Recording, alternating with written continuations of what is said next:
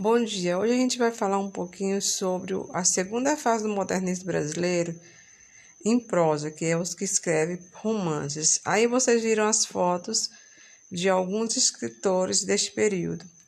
As características da prosa são: alargava sua área de interesse ao incluir preocupação novas de ordem política, social, econômica, humana e espiritual. A piada foi sucedida pela gravidade do espírito e a seriedade da alma, propósitos e meios. O romance dessa época promoveu o encontro do autor com o seu povo, havendo uma busca do homem brasileiro em diversas regiões, tornando o regionalismo importante. Então, é neste período da segunda fase modernista é que nós podemos dizer que houve uma obra regionalista de fato. Aqui nós temos a primeira escritora mulher, assim, entra na Academia Brasileira de Letras, que é Raquel de Queiroz. Sua literatura caracteriza-se, a princípio, pelo caráter regionalista e sociológico, com enfoque psicológico que tende a se valorizar e aprofundar-se à proporção que sua obra amadurece. Seu estilo é conciso e descarnado, sua linguagem fluente, seus diálogos vivos e acessíveis, o que resulta numa narrativa dinâmica e enxuta. Então, ler um livro de Raquel de Queiroz é muito fácil. Você pode ler um livro dela numa tarde. Então, aqui nós temos uma obra que eu já li 2 vezes, ou foi 3, que é o 15. O romance se dá em 2 planos, um enfocando o vaqueiro Chico Bento e sua família, e outra relação afetiva de Vicente, rude proprietário e criador de gado, e Conceição, sua prima culta e professora. Lá se tinha ficado o Josias, na sua cova à beira da estrada, com uma cruz de 2 paus amarrados, feito pelo pai. Ficou em paz, não tinha mais que chorar de fome. Estrada fora, não tinha mais alguns anos de miséria à frente da vida, para cair depois no mesmo buraco, à sombra da mesma cruz. Então aí vocês viram esse trecho que narra a história de um dos filhos de Chico Bento, que faleceu, ele comeu algumas raízes tóxicas, e também pela fome, que a seca neste período era muito grande e não tinham auxílio do governo de forma alguma, como agora sempre tem alguns auxílios, mas naquele período não existia nenhum auxílio, por isso que as pessoas, quando estavam no Nordeste, que moravam nas zonas rurais do Nordeste, semiárido, como aqui é a nossa região, nas grandes secas as pessoas se retiravam para a cidade, para não morrer de sede e fome.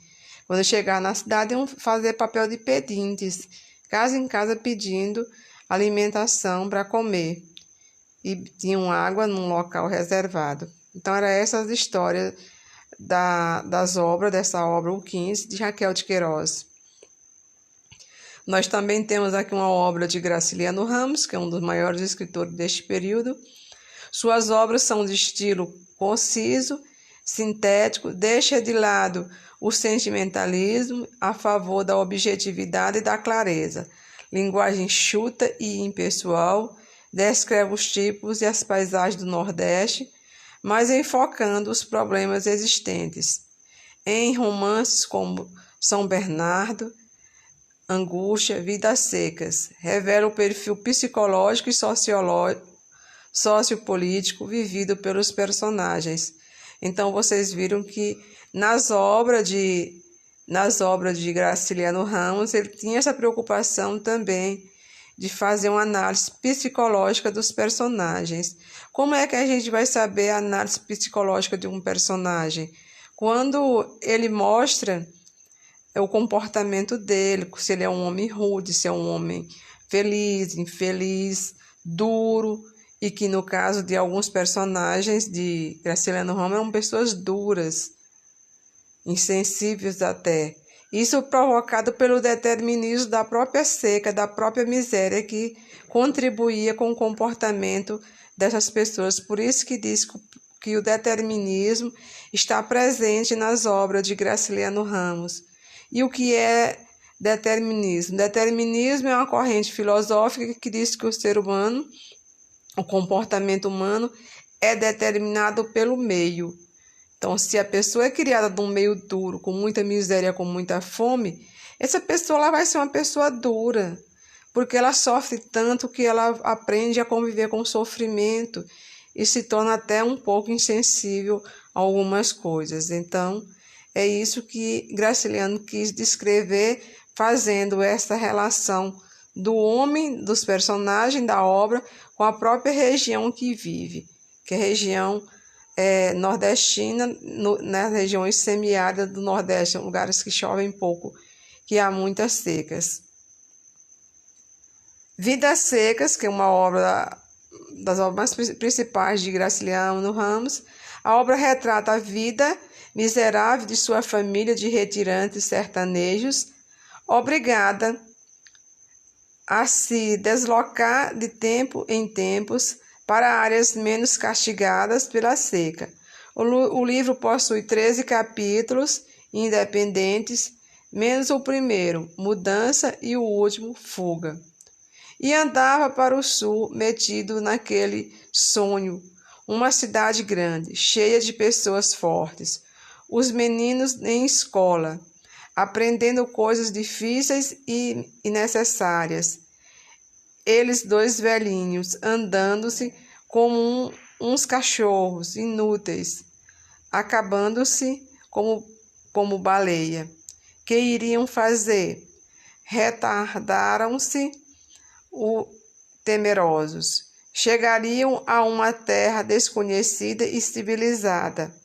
Ficariam presos nela. E o sertão continuaria a mandar gente para lá. O sertão mandaria para a cidade homens fortes, brutos, como Fabiano, Sinhá Vitória e os dois meninos. Então, aí são os personagens principais da obra aí, Vida Seca, de Graciliano Ramos, a obra-prima dele, e talvez seja a obra-prima deste período aí desta segunda geração. Também nós temos como escritor deste período Jorge Amado. Adotou um modo de narrar que alia o lirismo ao documento, a crítica social. A linguagem se caracteriza pela simplicidade e pelo tom coloquial e popular. Destaca o pobre, o negro, os marginalizados, enfim, todos excluídos da sociedade, e os apresenta de modo diferente, narrando-lhes a vida, os pensamentos, os desejos, ressaltando que estes também são humanos. O romancista também retratou costumes e as festas populares. O cenário é normalmente a zona urbana ou de uma plantação de cacau ou café da Bahia. Então, vocês estão vendo, Graciliano Ramos é de uma região da Bahia, região que tem alguns lugares diferentes do Nordeste, como a zona de cacau, e ele mostra tanto alguns cenários das cidades, como também cenários de plantação de cacau, que fica o café no estado da Bahia. Aqui nós temos uma obra dele, Capitães de Areia, vocês estão vendo a imagem aí, o romance que retrata o cotidiano de um grupo de meninos de rua, procura mostrar não apenas os assaltos e as atitudes violentas de sua vida bestializada, mas também as aspirações e os pensamentos ingênuos, comuns a qualquer criança. O Sem Perna convidou a todos para irem ver o carrossel na outra noite. Quando acabaram de armar, naquele momento, todos os pequenos corações que pulsavam no trapiche invejavam a surpresa felicidade do Sem Pernas. Até mesmo Pirulito, que tinha 4 de seus santos na sua parede. Até mesmo João Grande, que nessa noite iria com o querido de Deus ao candomblé de Procópio, no Matutu. Até mesmo o professor que lia livros, e quem sabe se também Pedro Bala, que nunca tivera inveja de ninguém, porque era o chefe de todos.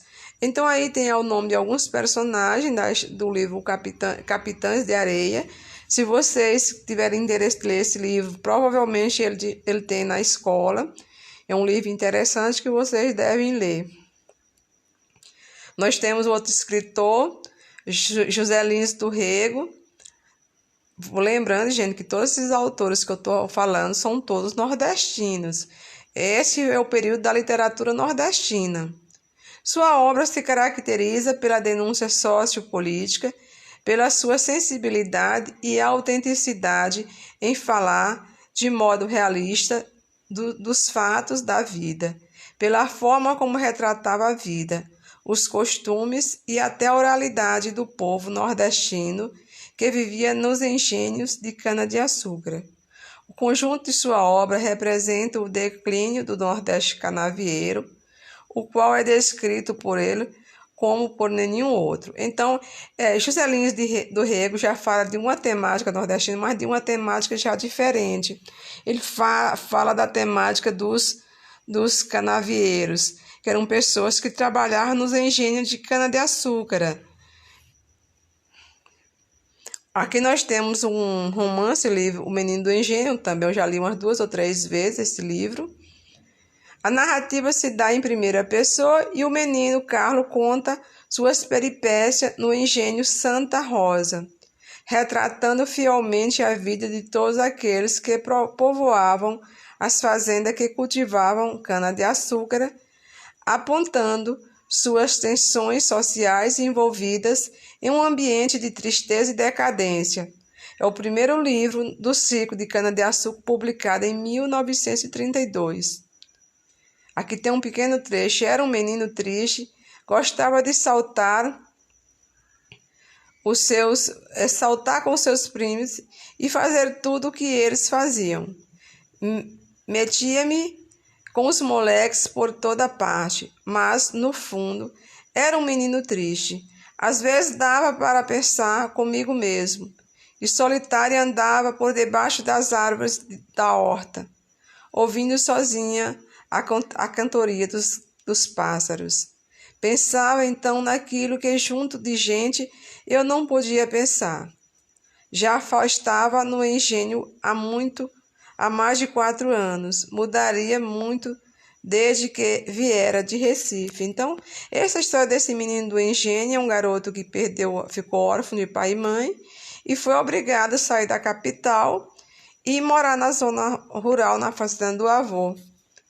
E lá ele encontrou um mundo totalmente diferente do mundo que ele costumava viver. Agora vamos falar de Érico Veríssimo. Esse é o único dos escritores dessa geração de 30 mais importante que não é da região Nordeste, da região Sul.